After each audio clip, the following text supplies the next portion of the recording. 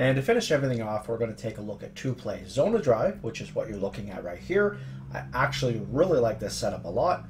And then Zona Flood, which is going to be the next play. Here on this play, all we have to do is flat circle and then put triangle on an option route. And it's going to create a nice little triangle and a nice route combination, a spacing route combination to basically get anybody open on any given play. Then the next play, Zona Flood, is going to look like this. We can block the running back, or again, if we're confident that they're not sending any pressure, we can put the running back on an option route, and I really like that as well. So let's get into it. This has actually become one of my more favorite plays to run in the scheme. I feel like it really opens things up really well, and that is Zona Drive. Any play that we run, we can actually put somebody, whoever it is that we motion, running back or a wide receiver from the right side, put them on a streak, and then put square on a smart routed out route. And what that's going to do is, if they don't pass commit or whatever, it's actually going to allow us to hit square a lot easier than if we just had square on a smart routed out route by himself. Now here again, we're taking a look at the first setup that I showed at the beginning of this video, and that is, take a look at all of the spacing between triangle, circle, R1, and X. This is absolutely fantastic. And with all the stuff that we do to the left side of the field, this is one, I'm not going to say it's a quick snap. We can, if you're playing MUT and you have the chemistry where you can make two adjustments, you certainly can quick snap it. But compared to all the other stuff that we do, it is a quick snap, especially because we're not motioning anybody. Now, square is basically just a route that if the defense breaks down, we can certainly hit it. But just take a look at all the spacing. And regardless of the repetitiveness of just hitting circle in the flat, like you see here, right? It's like, oh man, it's always a flat pass, right? Throughout the scheme, you're like, man, you hit the flat so much. Like, that's not anything special, Smith. What are you doing? Like, why are you just showing us flat passes all the time? Well, it's because, like I said in the opening video, is that we need to force our opponent to play underneath coverage so that we can start to take advantage of all these other things.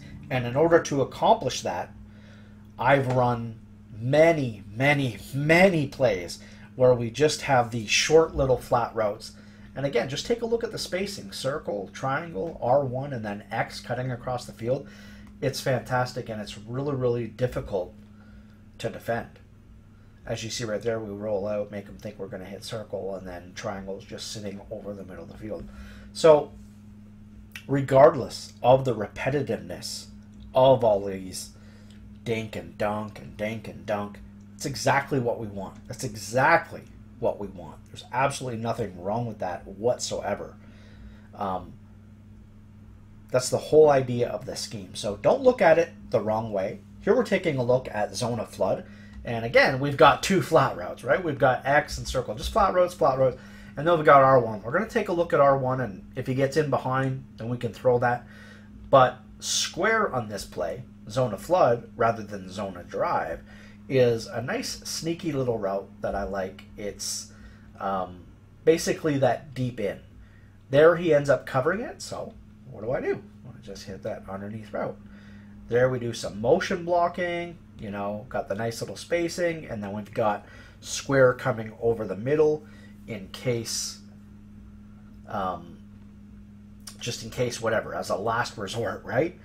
So here again, this is why we leave this route as is on Zona Flood, because one false move by our opponent, maybe he crossmans the safety, something like that, we can hit R1 for a touchdown. Obviously, we're sending everybody out on routes, and that's what I love. I just want to reiterate this one more time. If they're sending a lot of pressure, you can block everybody and only send 3 routes. And then once you get them cooled off on that, because you keep just ripping them apart, right? Fourth quarter, 34-12, just ripping them apart. Then they're going to start to play coverage. Send 2, send 3. Well, send 3, you know. And that's when you start to just be like, okay, cool. Now you're going to give me all these different routes that I can hit. And that's the game that you're going to play with your opponent throughout this entire scheme. You're going to block everybody, or you're going to send everyone on routes. You're basically going to decide based on what you see defensively. And let's take a look at the 2 flat routes, right? And then we've got triangle sitting down over the middle. And then we've got R1, and then square's going to cut to the inside. And just take a look at how he really plays coverage. And then we just pass lead to the outside. Even against coverage, that was kind of funny. The ball's not even out of bounds. Even though he's playing coverage, he still can't stop what it is that we're doing. Here again, streak without route. As long as they're not pass committing, we're going to be good. I don't even know what I'm doing here. I'm just mixing it up. Again, this is really just an example of me mixing it up. I'm up 30-20, and I just kind of want to run some bullshit. And what do we know? We got our guy, Brandon Cooks, open deep, one-on-one. It's another thing I haven't even talked about. You can always, fade your guy, streak your guy if they're playing single high safety. And hopefully, you can get in behind for a touchdown. This is what I really like about this route is it does a good job of cutting to the inside. And here, look at it. Just send everybody, right? And what I talk about. We're actually going to go back and we're going to look at this again. Because this is exactly what I was talking about. We've got 3 routes. He's sending everybody. And so we block everybody. And then it's an easy read to one of these glitchy little routes. Here again, I don't even know what I'm doing. It's a mess. Like, I just wanted to hit that hitch, basically. That's really all I wanted to do. And here again, we're motioning triangle over, and then instead of square being on the post route, like in Y trail, he's on a dig route. And then we've got R1 on a drag underneath. So circle, I have no plans going to circle. I'm going to look at triangle, I'm going to look at R1, and I'm going to look at square. I don't even remember what the result is of this play. They leave it all open. I promise you, you're going to play guys and you're going to run that play. They're just going to leave it open. The wheel, they're going to leave it open all day long. Here again, we block everybody. They send everyone. Like 1, 2, 3, 4, 5, 6. Sending 6. They actually bluff blitzed a couple guys. And just look at all the guys we got open. That's it. I apologize that I didn't maybe do a better job of explaining in this particular scheme, guys. I just believe that based on everything that I did when running this scheme, cover 2 beaters, cover 4 beaters, man beaters, there's not a ton of setups that are like, oh, this is a 1-play touchdown or whatever. Because of the fact that against cover 2, the outside guy, square, gets double teamed unless you motion a guy over and have him on a certain route. And just the way defense plays. Yes, there's cover 2 beaters. I showed you in the play verticals. We talked about the post shot play. You can use it as a cover 4 beater to square. You can use it as a cover 2 beater. Y trail can be a cover 2 beater. But you really just want to mix up your routes. I don't like this year going to my 1 cover 2 beater all the time, because people are getting smarter when it comes to Madden these days, even if they're not necessarily good players. And so if they're calling cover 2 all the time, they know where their weakness is. So they might put the middle linebacker on a deep blue, which is ideal, right? So now you've got 3 deep blues. And they might just keep doing that. Well, you need to mix up the other routes that you have on the field. You can't just be like, okay, well, here's my 4 route play. This beats cover 2 every time. Well, what if they have the deep blue? Or what if they use her in the mid read? Well, now you're screwed. So to me, more than ever in Madden, those 1-play touchdowns are there, but they're not gimmies like before, because the zones will play them. Even if you have the cover 2 beater, the cover 4 beater, it's not a guarantee like before. It's just not. Especially against cover 4, you really need time in the pocket. And you see like, oh, this guy's burning him, and the safety can jump it. People post cover 4 beaters all the time, and then I watch them in games, and then they throw it, in an actual game, not practice mode, and it's a pick.